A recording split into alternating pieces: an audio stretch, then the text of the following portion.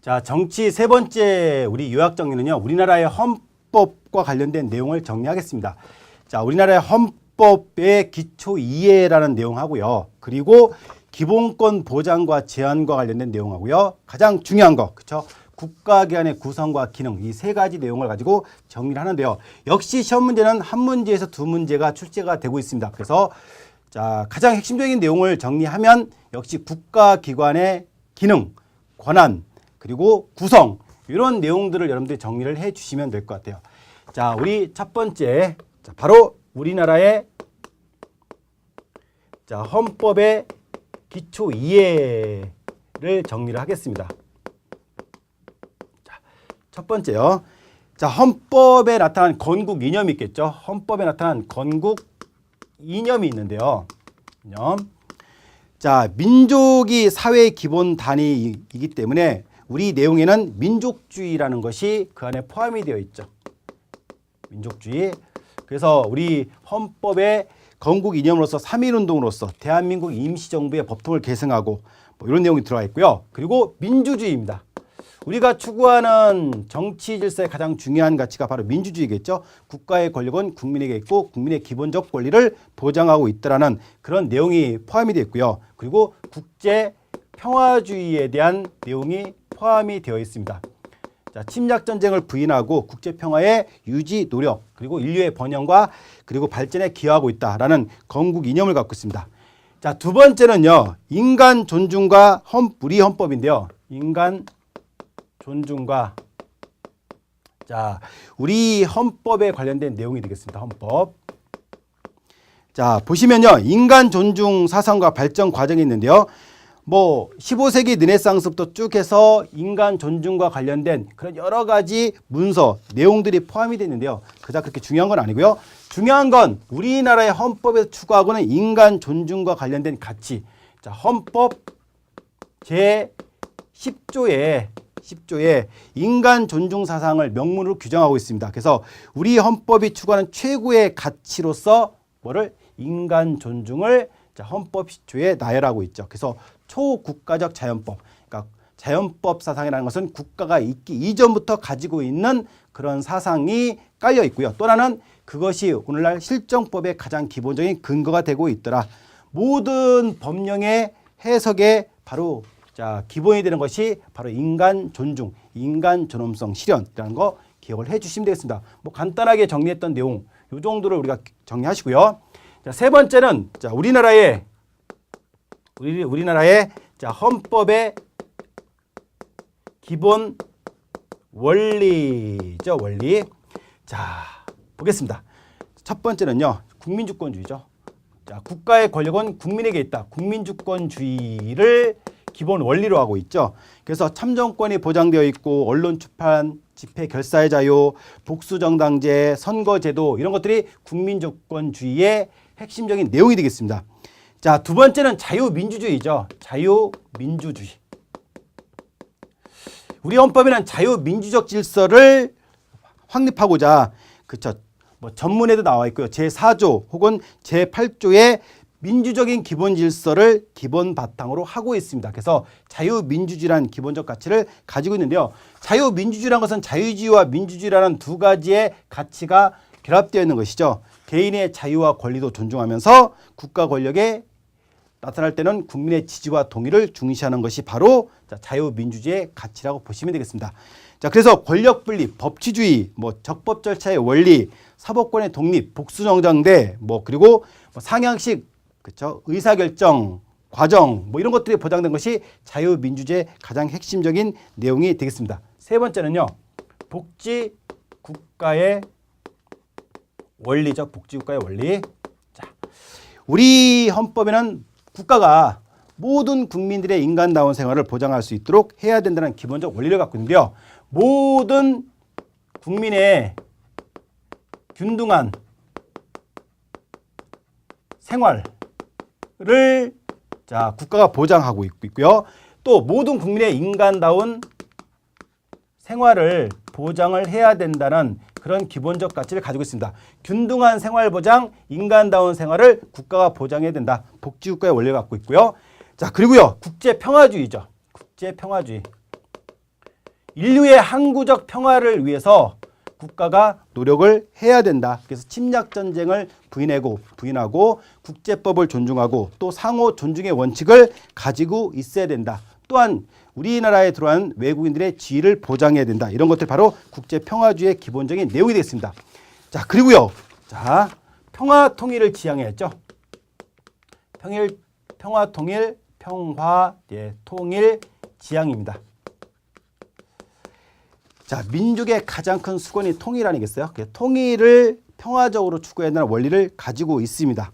그리고요. 자, 마지막은 문화 국가의 원리죠. 국가의 원리.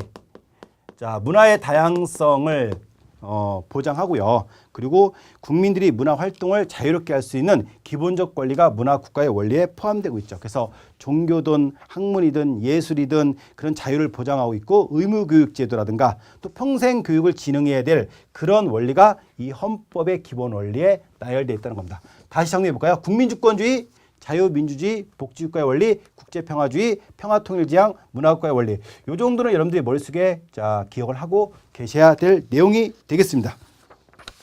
두 번째는 자, 기본권의 보장과 제한입니다. 헌법에 나타나 있는 자, 기본권과 관련된 내용을 정리를 해야 되는데요. 자, 기본권의 가장 본질을 보시면요. 본질. 자, 자연권설이 있죠. 자연권설 국가 권력이 있기 이전부터 자, 가지고 있는 기본적 권리, 초국가적 성격을 갖고 있는 것이고요. 실정권설이라는 것은 실정법에 의해서 보호를 받는 것이 기본권이다. 그런 의미입니다. 그러니까 자연권이라는 것은 초국가적 성격으로서 실정법이 있기 이전부터 가지고 있는 기본적 권리라는 것이고요. 실정권설이라는 것은 실제로 우리가 지켜야 될 법률적인 내용을 통해서 기본권을 보호를 받아야 된다는 것이 실정권설이죠. 하지만 우리 헌법에는 이 두 가지의 조화를 강조하고 있다라고 기억을 해 주시면 되겠습니다. 자, 기본권의 제한과 관련된 내용부터 정리해 볼까요? 기본권을 제한할 수 있는 거는요. 크게 세 가지가 있죠. 하나는 공공복리, 질서유지, 국가안전보장. 요 세 가지가 기본권을 제한할 수 있는 원리인데요. 자, 그걸 제한하더라도 그렇죠. 뭘 통해서만? 법률로서만 제한을 할 수 있고요. 그럼에도 불구하고 그렇죠. 자연권설에 우리가 주장했던 인간의 가장 기본적인 본질적 가치는 그죠? 본질적 가치는 침해할 수 없다까지 정리를 해 주시면 되겠습니다. 헌법에 보장된 기본권이 있는데요. 그 기본권을 국가 권력이 제한할 수 있는 것은 공공복리, 질서유지, 국가 안전보장을 위해서 제한할 수 있는데요. 그 있더라도 법률적인 근거에 의해서만. 그럼에도 불구하고 본질적인 가치는 침해할 수 없다라는 것을 자, 여러분들 정리하시면 되겠습니다. 자, 그러면 기본권의 종류를 자, 정리를 하도록 하겠습니다. 중요한 건 이 기본권의 종류를 여러분들이 잘 자, 기억을 하고 계셔야 되는데요. 첫 번째 가장 중요한 것은 인간 존엄성 및 행복 추구권이죠. 행복 추구권. 인간이라는 그 자체만으로 존중을 받아야 될 기본적 권리를 의미하죠. 그래서 모든 기본권에 공통적으로 적용되는 기본적 권리가 바로 인간 존엄과 행복 추구권이죠. 누구나 다 행복하게 살 수 있는 기본적 권리가 다 포함이 되어 있어야 되겠죠. 그래서 모든 기본권에 가장 중요한 공통적으로 적용되고 있는 그런 포괄적 권리가 인간 존엄성과 행복 추구권이 되겠습니다. 자, 그리고요. 자유권적 기본권이 있는데요. 국가 권력, 타인이 개인의 자유에 개인의 어떤 자유로운 영역에 간섭하지 않을 기본적 권리를 우리가 자유권적 기본권이라고요. 대체로 이 자유권은요. 소극적, 방어적 권리라고 하고요. 자, 우리가 이거를 국가로부터의 자유다라고 정리를 했습니다. 가장 오래된 것이죠. 본질적 권리죠. 시민혁명 있기 이에 가장 중요시 여겼던 것이 자유권적 기본권이 되겠죠. 그래서 뒤에 다 자유가 붙어 있습니다. 신체의 자유, 양심의 자유, 거주 이전의 자유, 집회 결사의 자유, 종교의 자유 이런 나열되어 있는 권리가 자유권적 기본권이고요. 그중에서 신체의 자유가 상당히 중요하겠죠. 신체의 자유와 관련된 것은 우리가 법에서 다시 한번 정리를 하도록 하겠습니다. 자, 그리고 평등권이 있는데요. 평등권. 모든 기본권의 전제가 되는 것이 평등권이죠. 그래서 사회생활을 하면서 합리적 이유 없이 불평등한 대우를 받지 않을 기본적 권리를 우리가 평등권이라고 하죠. 다른 기본권을 보장하는 수단으로서 중요한 권리가 이 평등권이 되겠죠. 법 앞에 평등, 그리고 교육 기회의 균등, 근로에 있어서 남녀 평등 이런 기본적 권리가 평등권이 되겠습니다. 자, 참정권이 있는데요. 참정권은 국가 권력에 적극적으로 참여할 수 있는 기본적 권리입니다. 적극적 권리죠. 적극적 능동적 권리가 바로 참정권적 기본권이 되겠습니다. 그래서 선거권, 공무단위권, 국민투표권 이런 종류가 바로 참정권적 기본권이 되고요. 우리 사회권적 기본권 있죠. 다른 말로는 생존권적 기본권인데요. 모든 국민은 인간다운 생활을 할 수 있는 기본적 권리를 갖고 있다. 그것을 국가가 적극적으로 도와줘야 되는 것이 복지국가의 원리죠. 복지국가의 원리를 추구하는 오늘날에서 가장 중요한 권리가 사회권적 기본권이 되겠죠. 그래서 적극적으로 국가가 나서서 국민의 기본적 권리를 보장하는 그런 기본 원리입니다. 그래서 근로나 교육이나 환경과 관련된 기본적 권리가 나오면 바로 생존권적 기본권, 사회권적 기본권을 꼭 찾으시면 되겠습니다. 자, 그리고요. 청구권적 기본권이 있습니다. 청구권적 기본권은요. 수단적 권리라고 정리를 할 수 있는데요. 모든 기본권을 보호하기 위한 기본적 권리가 바로 청구권적 기본권이 되죠. 국민의 기본권이 침해를 당했어요. 그러면 국가로부터 보호를 받아야 되고요. 또 그 구제를 청구할 수 있는 기본적 권리를 청구권적 기본권이라고 합니다. 수단적 권리, 또 능동적 권리라고 하는데요. 예를 들어서 재판 청구권이라든가 범죄 피해자 구조 청구권이라든가 국가 배상 청구권 이런 것들을 청구권적 기본권이라고 할 수 있겠습니다. 그래서 기본권의 종류에서 인간 존엄 및 행복 추구권, 자유, 평등, 참정, 사회권, 청구권적 기본권까지 여러분들이 잘 정리를 해 주시는 게 중요하겠습니다. 그래서 우리나라의 헌법의 기초 이해와 기본권의 보장과 관련된 내용 그리고 기본권을 제한할 수 있는 법률적인 내용까지 정리를 했습니다. 세 번째는요. 우리나라의 국가기관 구성과 기능인데요. 국가기관과 구성에서 첫 번째 우리가 배워야 될 것은 입법부, 즉 국회죠. 국회. 세 번째 국가기관의 구성과 기능입니다. 첫 번째가요. 바로 우리 입법부, 국회가 되겠습니다. 국회. 입법부와 관련된 내용을 정리할 건데요. 우리 입법부가 하는 역할이 뭐죠? 입법부가 하는 역할을 일단 정리를 해야 될 것 같아요. 세 가지가 있습니다. 가장 중요한 건 입법부는 국민의 대표기관이죠. 대표기관. 그리고 입법기관이죠. 입법기관이라는 자체는 법률을 개정하거나 제정하는 주체입니다. 제정 주체. 그리고 국정을 통제, 감시, 국정 통제와 감시를 하고 있는 기관이 바로 입법부의 가장 중요한 기능이고 지위가 되겠습니다. 그럼 입법부가 어떻게 구성이 되어 있느냐? 구성. 우리나라의 국회는 딱 하나가 있죠. 단원제 형태를 띠고 있습니다. 그렇죠? 국회의원이 있겠고요. 그리고 의장이 있고요. 의장 1명, 부의장이 2명 있습니다. 그리고 각종 위원회가 있습니다. 그중에요. 구성에 중요한 건 교섭단체가 중요한데요. 국회의 효율적인 운영을 위해서 20명 이상의 의원을 가지고 있는 정당이 국회의 여러 가지 일정이라든가 국회 중요한 정책 결정에 있어서 조율하는 그런 역할을 하는 것이 교섭단체인데요. 20명 이상을 갖고 있어야만 그 교섭단체에 참여할 수가 있다는 겁니다. 이걸 하나 기억을 해주시고요. 회의 방식은 정기회가 있고요. 임시회가 있습니다. 중요한 건 또 의결 방식이죠.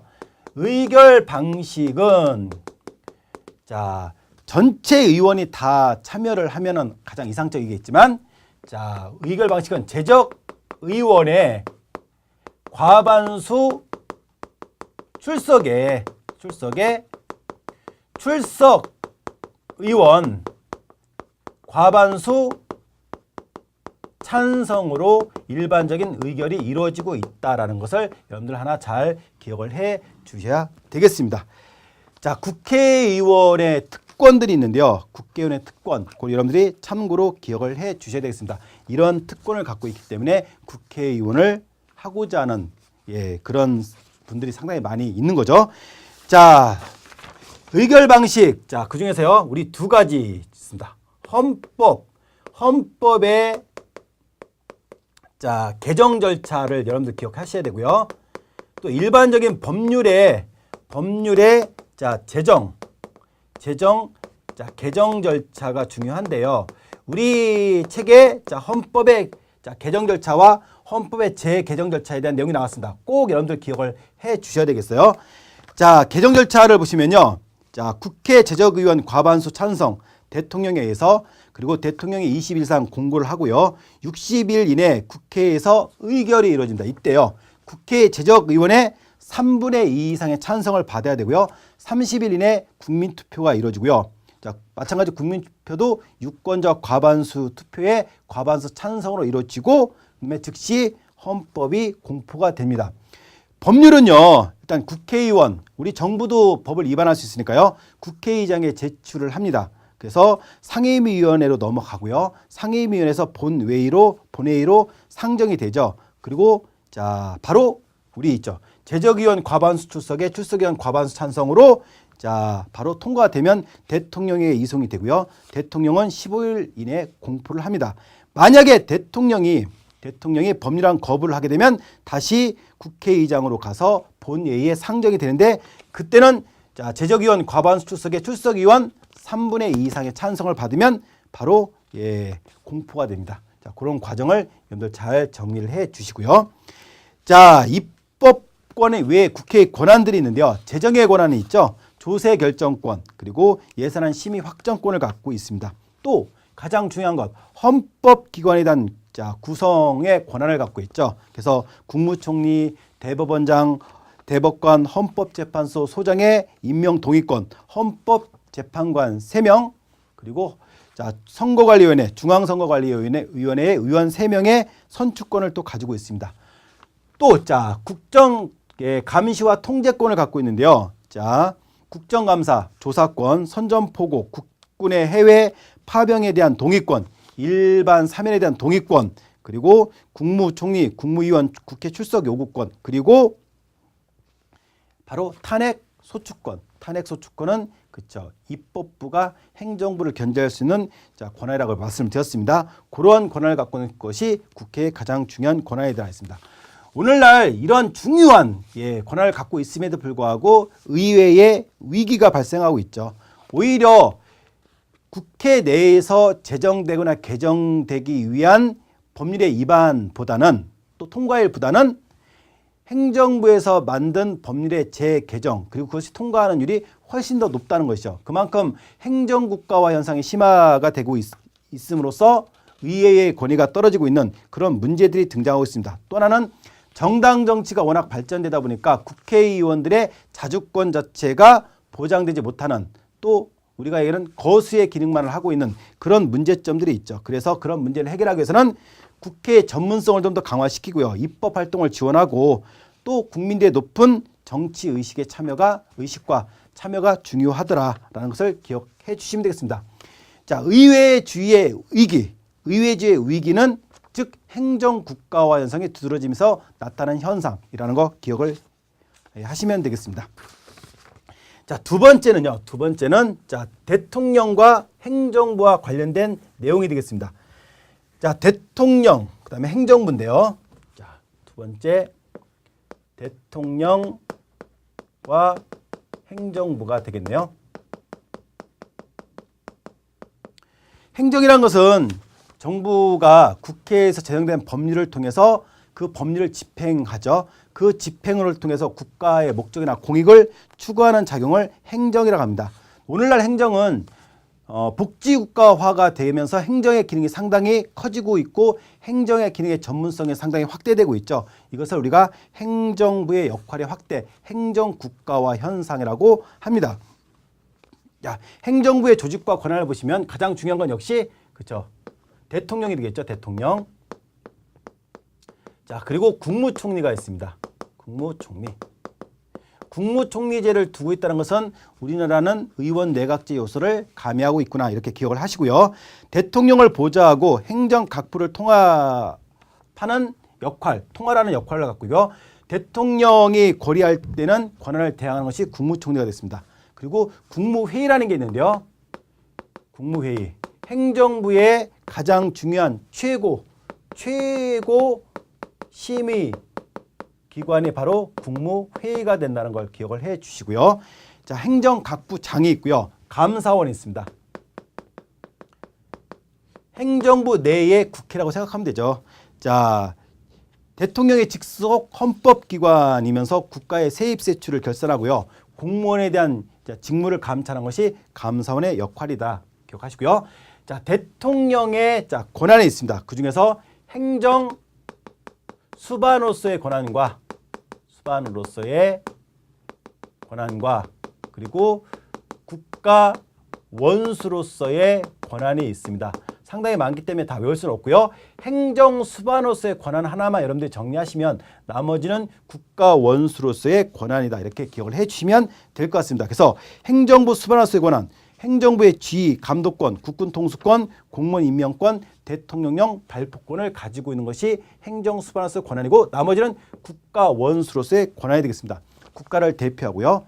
국가와 헌법기관의 수호의 권한을 갖고 있고요. 국정을 조정하는 권한도 갖고 있고요. 헌법기관을 구성하는 권한을 갖고 있는 것은 국가 원수로서의 권한이다. 그러니까 이 행정 수반으로서의 권한을 여러분들이 하나 정리를 해주시면 나머지는 국가 원수로서의 권한이다. 이렇게 정리를 하시면 될 것 같아요. 자, 마지막으로는요. 마지막으로는 바로 이제 사법부가 되겠습니다. 사법부의 특징에 대해서는 우리가 법에서 더 자세히 배울 거고요. 자, 여기서는 사법의 의미를 먼저 정리를 좀 하겠습니다. 사법은 법을 해석하고 그 의미를 선언하고 적용하는 통치 작용을 사법이라 한다. 사법권의 독립이 중요한 건 그렇죠. 재판 과정에 독립성이 유지하는 것이 결국 민주주의의 최후의 보루가 사법부의 독립이죠. 공정한 재판이죠. 그래서 사법권의 독립이라는 것이 중요한 역할을 하고 있더라. 법원의 조직과 재판을 보시면요. 대법원이 있습니다. 대법원은 상고사건 그리고 고등법원, 지방법원 합의부, 항고사건을 맡고 있고요. 선거소송 그리고 명령규칙의 최종 심사권을 갖고 있죠. 자, 고등법원, 지방법원의 합의부, 가정법원의 합의부, 행정법원의 항소사건, 항고사건 그리고 행정심판을 거친 행정소송을 맡고 있고요. 자, 지방법원은 제1심의 사건을 담당하는 것이 지방법원이다. 그래서 대법원, 자, 고등법원, 자, 지방법원으로 구성이 되어 있다는 것만 여러분들 참조를 좀 하시고요. 신급제도가 있죠. 하급법원의 판결에 불복하는 사람이 상급법원에 상소해서 여러 번 재판을 받을 수 있는 제도를 일반적으로 신급제도라고 한다. 자, 일반적으로는 3심제고요. 특허재판은 2심제, 그리고 선거재판은 단심제로 이루어지고 있다. 일반적으로 그렇게 기억을 해주시면 되겠습니다. 자, 그래서 대법원과 대법원의 상고, 재항고, 그다음에 항소와 항고 사건에 대한 그 표가 있는 걸 여러분들이 잘 유심히 지켜보시면 정리를 하시면 되겠습니다. 자, 재판의 종류는요. 뭐 형사재판, 민사재판, 행정재판, 선거재판, 헌법재판에 대한 내용이 있는데요. 이것도 우리 법에서 자세하게 다시 한번 다루도록 하겠습니다. 그래서 사법부의 일반적인 구성과 사법부의 대법원, 고등법원, 지방법원이 하고 있는 권한만 여러분들이 정리를 해주시면 될 것 같습니다. 마지막으로 중요한 게 있죠. 바로 이제 헌법재판소가 되겠습니다. 헌법재판소. 헌법재판소가 갖고 있는 권한은 여러분들 꼭 머릿속에 기억을 해 주셔야 되는데요. 자, 헌법 소원심판을 담당하고 있고요. 소원심판. 그리고 위헌 법률심판을 하고 있고요. 법률이 헌법에 위배되는지 여부에 대해서 사법부에서 헌법 소원을 신청하게 되면 그거에 대한 심판을 헌법재판소에서 하고 있습니다. 또 기관쟁의 심판이 있어요. 자, 기관쟁의 심판은요, 행정기관과 행정기관의 권리 다툼이 생겼을 경우에 그것에 대한 심판을 헌법재판소가 하고 있고요. 자, 고위 공무원에 대한 탄핵 심판권을 갖고 있습니다. 탄핵 소추가 된 이후에 그것에 대해서 심판하는 권리를 갖고 있고요. 자, 그리고 정부의 제소에서 정당 해산 심판을 갖고 있는 것이 헌법재판소의 권한이 되겠습니다. 그래서 요 5가지 권한을 여러분들이 잘 머릿속에 기억을 해 주시고요. 누가 헌법재판소에 제소를 하고 있느냐, 그 내용이 뭐냐는 여러분들 그 요약서에 잘 정리가 되어 있죠. 그 내용을 꼭 기억을 해 주셔야 되겠습니다. 자, 그래서 국가기관의 구성과 기능을 간략하게 정리했는데요. 입법부와 관련된 바로 의결 방식과 헌법 개정 절차, 법률 개정 절차를 잘 기억해 주시고요. 국무회의가 하는 역할이 뭐냐, 그리고 대통령의 권한이 어떤 권한을 갖고 있느냐를 잘 정리하시고요. 사법부의 권한은 법에서 더 자세히 정리를 하겠지만 사법부의 특징, 그리고 사법부의 독립이 왜 필요하느냐라는 것도 여러분들 정리하시고요. 마지막으로 헌법재판소의 권한의 5가지의 권한을 여러분들 잘 정리하시면 국가기관의 구성과 기능의 내용은 간략하게 정리를 다 끝냈다고 볼 수 있습니다.